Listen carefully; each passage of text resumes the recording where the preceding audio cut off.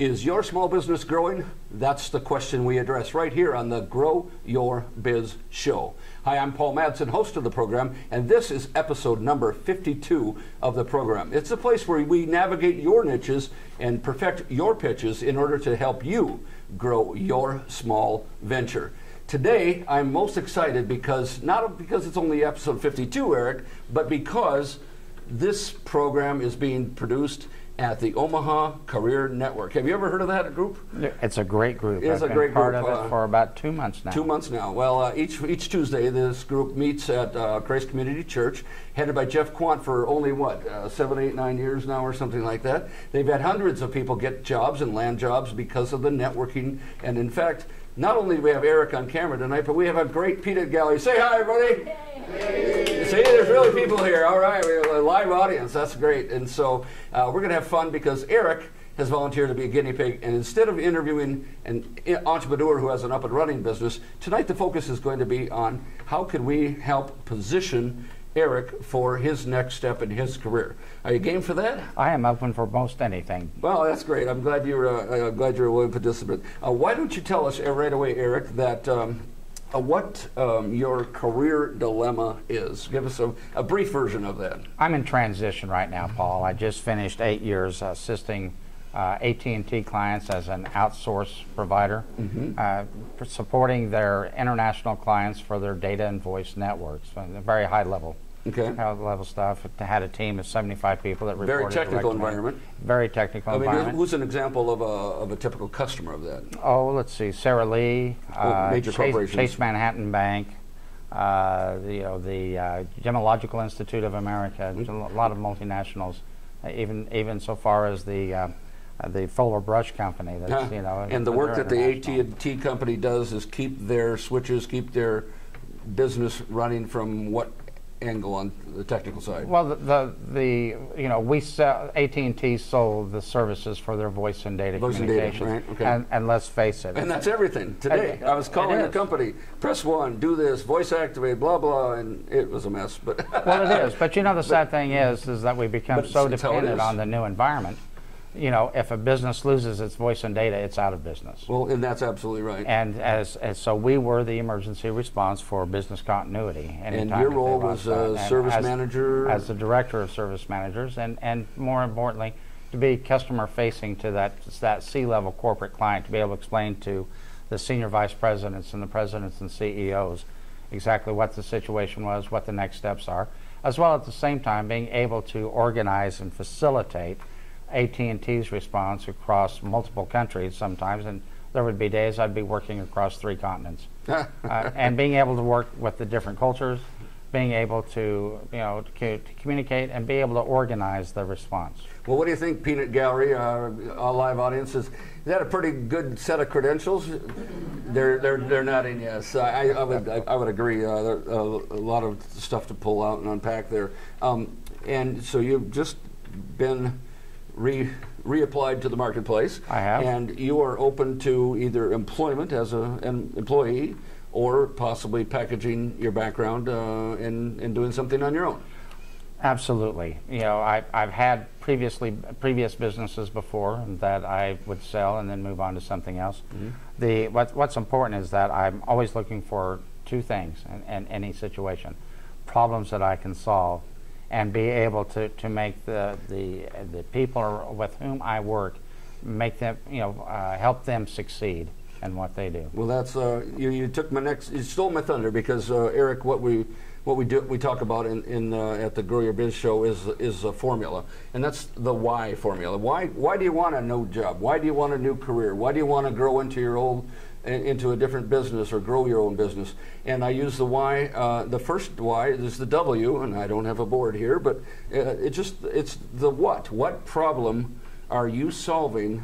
I'd like to ask it a better way. What problem are you uniquely qualified to solve for customers? That's a good first step, don't you think, when someone's starting a business or even looking for a job? Because as an employee, we are a solution, or as a small business, you are a solution, and you know that very well, because I think you think in those terms. So I'd ask you, and you've already given us some of that. give us a couple, and maybe one of you could be my stenographer out there and write down this for me, or even on the board. Give us 4 or 5 experiences you have that that would help contribute to what makes you uniquely qualified. Well, let me give you a scenario of what's going on right now. Okay. Right now, all of the carriers, AT&T, Verizon, CenturyLink, are moving services to the cloud, which is internet services, voice over IP. The fact is, though, is the complexity is increasing with these moves to the cloud, and in the process, customers don't realize that they are going to be expected to have a greater participation or greater role in solving their own communication problems. Okay. So if your phone suddenly doesn't work, or you suddenly lose your data connectivity, it's no longer a matter of picking up the phone, calling your carrier, and saying, "Hey, we've got problems. Can you get somebody to address this?" Right. They are suddenly going to be confronted with having to work on some diagnostic steps on their end. Let's back that down to you. What makes you uniquely qualified to address something in that realm? I know exactly what the carriers are going to ask first, and so I am that person that can be an interface between the customer, the end user, and the carriers, so that we can circumvent the frustration that they're obviously going to face. Well, because as we said, if your phones and your data are down, you're out of business. Right. Well, and that's absolutely right. For a multinational company or even a mid-sized company, those are critical, because so much is on the teleservices front anymore. It's just it's very critical. I think what you're talking about. Any other experiential? I mean, you said you had your own business a couple times. You had some ad agency. You had some other businesses. What other experiences can you add to my list here as we're going down of building experiences? Well, I am an author. I have a book published that was included in the Library of Congress, but it was only one book. On the topic of? On the top, actually, it was a profile of the city of Wichita, and it was designed as a showcase, and it was a great project to be able to bring to life, what normally is just an urban area that you can't see the whole parts of. And so you brought a fresh set of eyes, and the Chamber of Commerce probably loves you. Well, they did appreciate it. It was mutually satisfying. Sure. You remind me of a book I just saw at a hospital bookstore. It said 100 things to do in Omaha before you die. And why couldn't you or I write down, go to the zoo, the gardens, go, a lot of the times it's just because you didn't start. Well, and that's it. They started, they had the idea, and that's a great idea, and I wish them the success. I don't know the author, but anyway. So author, liaison, any other experience things that you can add to the pot here? Well, I've done a lot of conflict resolution from back in my advertising agency days, where we had a public relations function on that, managing primary and secondary surveys and research to be able to address environmental issues. So many of them are soft skills. Yes. What's important, though, is being able to properly identify a problem, because a problem not properly identified will never get to the right answer. Yeah. And obviously too, as with the experience that I've had, I'm not afraid to pick up the phone and address what needs to be done. Sure. But it's just it has been a great experience, even in the times where I've got too much time on my hands. Yeah. Yeah. Well, those are all. Anything else you want to add to the whole skills experience pot that we're building here? Anything else? Mama always said, try to stay humble, boy. Well, and I think that comes through as well. Stay humble, boy. But I brought you into this world. I can take you out, right? She said that a lot too. My mother. Right. But I'm expert level with Excel to be able to do business analytics. Okay. Any other technical tools? But no, actually, it's being able to know how. What's most important? We're in an interdependent society, right?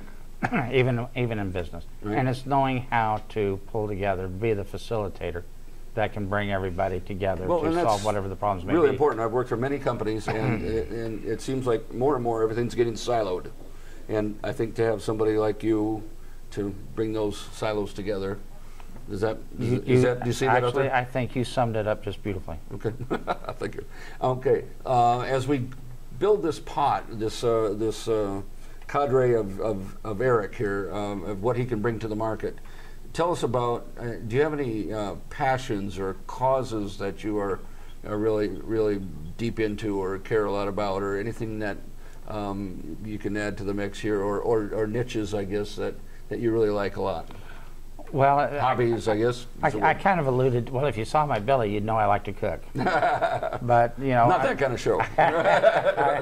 but you know, I think I alluded to it earlier. I really am in service to others. Mm-hmm. You know that. You know, I see too many people flailing away, too many organizations flailing away, trying to find solutions. Mm-hmm. And you know, I don't proclaim to be the best at what I do. And I will certainly, if I don't think I can help, I'll certainly back out. But you know, the key is to be able to bring order to chaos, and to be able then to find the path out to solve what the problems are, and oftentimes that means bringing various people together.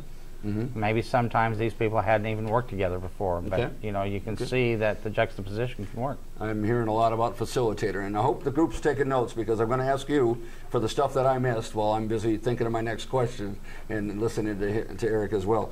Well, the next letter in the acronym of why start a business, is H, and H is for us, our sake, and this does or does not apply to you so much because you've had your own business, but it's the how. How do you deliver? We'll get back to how we package some of that stuff up in a little bit later, but how do you deliver it? I mean, Jeff with Omaha Career Network and OnQ Marketing, Jeff knows he has lots of clients who are a wide variety of companies. What forms, I guess, what are there that people can deliver? There's retail, there's online services, there's a blend, there's consultants, there's agents who go between and broker things, a solopreneur, anything else, content provider, any other ideas that I know you've had when you worked with as an advertising agency.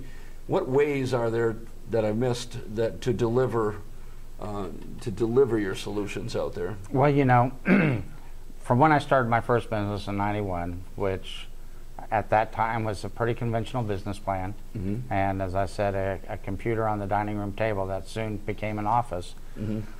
To now, I mentioned that I had worked with the Startup Collaborative, which is a kind of tech incubator in the startup environment. Excuse me. I discovered that the analog business plan, as I'll call the original style, had really evolved to where you had to, first of all, make sure that you validated that the problem that you identified was indeed perceived to be a problem. Right. In the 1990s, that is, you know, you just went out there and kind of pushed it through. Mm-hmm. Today, you know, you're trying to pull it through. Does this idea work? Does that work? Yeah. And you know, I was fortunate by being able to work with various groups. I was able to connect with a fairly significant upper level audience. I was targeting, in my mind, CEOs of small and medium businesses. And what was your first business? What was it? This was a virtual help desk. Virtual help. Okay. In '91? And no. First company. I apologize. My first company was in advertising and public relations. Okay, gotcha. And that was the traditional one. Yeah. That was the traditional. But the virtual one. Tell us more about the virtual one. So the virtual help desk basically was to be an independent help desk for small and medium businesses. I had an interesting pricing structure that I was going to treat it more like HMO insurance, and that so that way try to go for scale. Interesting. To be able to fund it. What I determined, though, after finding a good group to survey to validate the problem, and the response from business owners and presidents was that they couldn't visualize their services ever going down. Interesting. if they had IT directors or staff, you know, and the presidents or the survey was delegated to them, they all liked it. Yeah.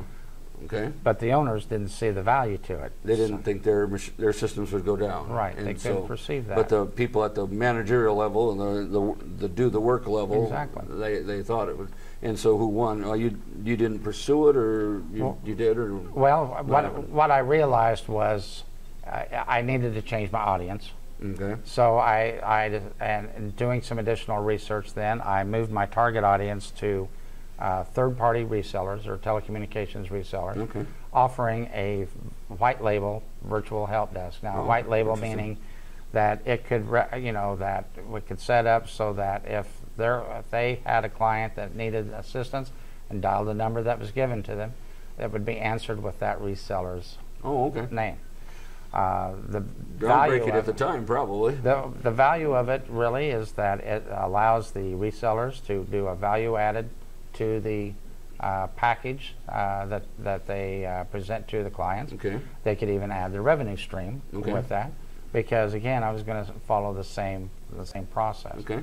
I still met some resistance with that. Yeah. And well, how long did you play with this? I played with this for about over a year. Okay. And you finally get to a point and you kind of assess it, and it's maybe an idea that I'm just a little bit ahead of the game. And I think you were. The biggest part of it is that we don't have that much migration yet to the cloud. Right. And so you still can see a truck roll. Well, let me ask the audience here. I forgot my question now. What do you see as what Eric went through there? What happened when he was doing this study for a year? What was he actually doing that all of us as job seekers or as business launchers do? What key? I just want to be sure everybody in the room gets that. It's so important. Did anybody catch what he did after a year? Collecting feedback. He's absolutely the off microphone. I'll repeat it. Collecting feedback. You did nothing but that, pretty much. That's right. And so, as a job seeker or as a business launcher, if you're going out there and you have a job interview and something doesn't go well, get as much feedback as you can, do as much self-analysis as you can. As you're launching a business, see what you can get going.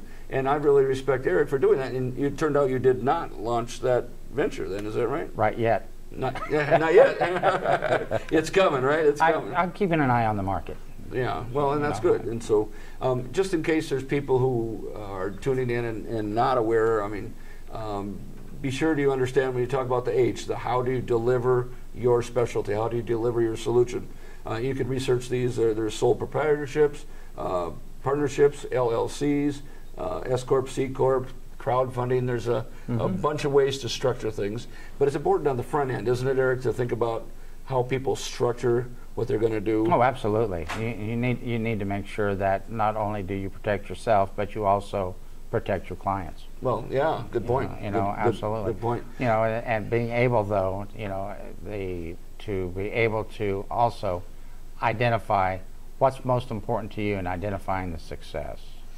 And mine wasn't necessarily to have my company name plastered all over. Right. Mine was just to say, what can we get this going? In this particular case, well, tell us about how you saw a need. Tell us how you identified that need or that problem. Be happy to. Well, the original need was identified with my day-to-day work that I did on behalf of AT&T clients. Okay. I obviously, for proprietary reasons and out of respect for AT&T, sure, that I respect very much, I'm not going to share hard numbers. Well, no. But I can tell you generally, what's the spark here? But I can tell you that after working nearly 7 years, 24/7, you see that there are lots of problems that businesses face to maintain their voice and data, and most issues really aren't going to be the carriers. Yeah. But what's important is that for the end user that's sitting there, who's got a payroll to meet, he's got sales to get, product to get out the door, and the phones aren't ringing, his natural inclination is going to be, well, it's the carrier first. Right. And one of the key things that I will offer when I do this is that I will help them identify where's the problem first and foremost in the shortest amount of time. Sure. I can rule out if it's a network issue. Right. and then we can get somebody rolling to help him with his equipment. Otherwise, if it is a network issue, I know what the next steps will Sure. be. I always know what the next steps will be. So just because you didn't launch at that moment doesn't mean it's not continuing to iterate. Correct. You Yeah, continue absolutely. to find out what, where, and who the right audience is, and those kind of things as well. Exactly. And I'm willing, though, it may never launch. Yeah, and I understand. so it goes. But at the But same what's time- neat here is, did you see what's happening? He's, as an employee, he's seeing a need inside a major employer, in a major corporation that serves other major corporations, and therefore said, this is a niche that is possibly I could do. And he's studied it, he's iterating, he's researching, going in, going out of it, and I think that's what we all can do as we look at forming our own businesses or in our job hunts. Does that make sense? Can I get an amen? Amen. All right. They're saying amen to you now. They are. Well, as we wrap up here now, we're going to have to carry this over to episode 53 if you are game. Are you game for that? I'm pretty much open for Because we want to anything, roll Paul. all these skills into that solution-mindedness that you have and see where we can go with that as an end result. But there's simply not enough time in this episode, so with your permission, we would do that. Just to summarize where we've gone with Eric, and he's and I'll ask the crowd, what skills, traits, attributes such that does Eric have that you think are marketable out there? Just throw them on out, nice and loud. Communication. Communication, yeah, that's a big number one, you bet. And not just he and I or us as a group, but C-level communication. Not everybody can do that. And that, for people who don't know, that means chief executive level, chief operating level. C-level is the executive suite. And you talk to more of those people than you want to, probably. I've even gotten a couple out of bed in the middle of the night. Oh, yeah, I'm sure they love you for that. So, well, any other skills that we can go into the next episode with Eric about? Troubleshooting at a high level, not just it's something day to day, but troubleshooting there as well. Any others? Relationship building. Perfect. I'm glad you were taking notes. So these are brand new things. I think Eric knows all this about himself already, don't you? But in the next episode, perhaps we'll try to bundle it all up a little bit more and see what we can do. Any others that I missed? Facilitation. Say it again. Facility. Facilities and facility management, you bet. Okay, perfect. Any others? Facilitating. Facilitating, yeah, it's facilitator. Okay, got it. Yeah, that's absolutely right. All day long, right? Absolutely. All day long. Well, we certainly go into the next episode with a strong baseboard here, I think, as far as how to build your niche, as far as what you would do next too. I mean, you've given this a lot of thought, so it's not me telling you, it's you sharing it and talking it out for the benefit of our audience and the class who might be in a situation where they need to build their own business, to build their own job hunt and enhance those things as they go along. Any other questions from the group before we peel away? What's the why for? Say it again. What's the why for? The why. Oh, why? We didn't get. Thank you. We did run out of time almost. Why? Your resources. How long can you? Thank you. Can I get this in a couple minutes? How long can you go? I've seen plenty of people who are starting a business who petered out. Basically, they didn't wait and figure out it's going to take them 7 or 8 years before they're cash flowing. They said, well, everybody's going to want my service. Have you seen that out there? Oh, everybody starts with that kind of enthusiasm. Yeah. If you've never done it before. Yeah, especially that. But undercapitalization is the key word. Is the key word here, and that's why with this particular company, and I can explain later, I don't need much. Yeah, well, that's the beauty of it. so. And there's that. Your motive. Why are you doing this business? Why are you going to make that happen? And the bottom line on that is, let's make sure that you're going to sustain your energy. Okay. So with all that, we're going to springboard into episode 53. Thank you for all your insights so far. Been Hang fun, on, Paul. viewers, for next time, and we'll get right to that next week.